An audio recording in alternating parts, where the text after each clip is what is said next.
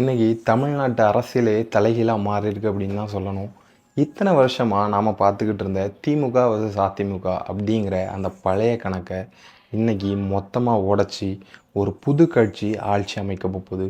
75 வருஷம் ஆண்ட இந்த ரெண்டு கட்சியை நடிகர் விஜயோட தமிழக வெற்றிக் கழகம் அரசியலுக்கு வந்த முதல் தேர்தலையே எல்லாரையும் ஆச்சரியப்பட வச்சுருக்காங்க. சிம்பிளாக சொல்லணும் அப்படின்னா, விஜயோட கட்சி 107 தொகுதிகளை முன்னிலையில் இப்போதைக்கு இருந்துக்கிட்டு இருக்கு. ஆனால் ஆட்சி அமைக்க தேவையான அந்த 118 இடங்களை அவங்க இன்னும் தொடலை. அப்படின்னா தொங்க ஆட்சி தான் அமைய போகுது அப்படின்னு அர்த்தம். திமுக அதிமுகவும் சில இடங்களில் ஜெயிச்சிருக்காங்க. ஆனால் முன்னாடி இருந்த அந்த பவர் இப்போ அவங்கக்கிட்ட இல்லை. மக்கள் ஏன் இப்படி வாக்களிச்சிருக்காங்க அப்படின்னு சொல்லிட்டு உங்களுக்கு ஏதாவது தெரியுமா? இதில் கவனிக்க வேண்டிய விஷயம் என்ன அப்படின்னா, மக்கள் ஒரு பெரிய மாற்றத்தை விரும்பியிருக்காங்க அப்படின்னு தான் குறிப்பாக சொல்லணும்.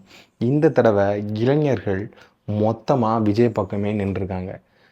ஒரு வருஷம் கூட எலெக்ஷனில் வெளிநாட்டில் இருந்து எல்லாரும் டிக்கெட்டை புக் பண்ணி இந்தியாவுக்கு யாரும் பார்க்கல. ஆனால் இந்த வருஷம் மோர் தென் 1 lakh பீப்புள்ஸ் டிக்கெட்டை புக் பண்ணி ஓட் போடுறதுக்காக ஊருக்கு வந்திருக்கிறாங்க. புதுசாக இருக்குல்ல கேட்குறதுக்கே. பழைய அரசியல் வேண்டாம், புதுசாக ஒருத்தருக்கு வாய்ப்பு கொடுத்து பார்ப்போம் அப்படின்னு சொல்லிட்டு மக்கள் முடிவு பண்ணிட்டாங்க போல். அப்படி தான் இந்த எலெக்ஷன்லேயும் நடந்திருக்கு. இனி என்ன நடக்கும் அப்படின்னு சொல்லிட்டு பார்த்தா, இப்போ யாருமே தனித்து ஆட்சியை அமைச்சு கொள்ள முடியாத நிலைமை தான் இருக்குது.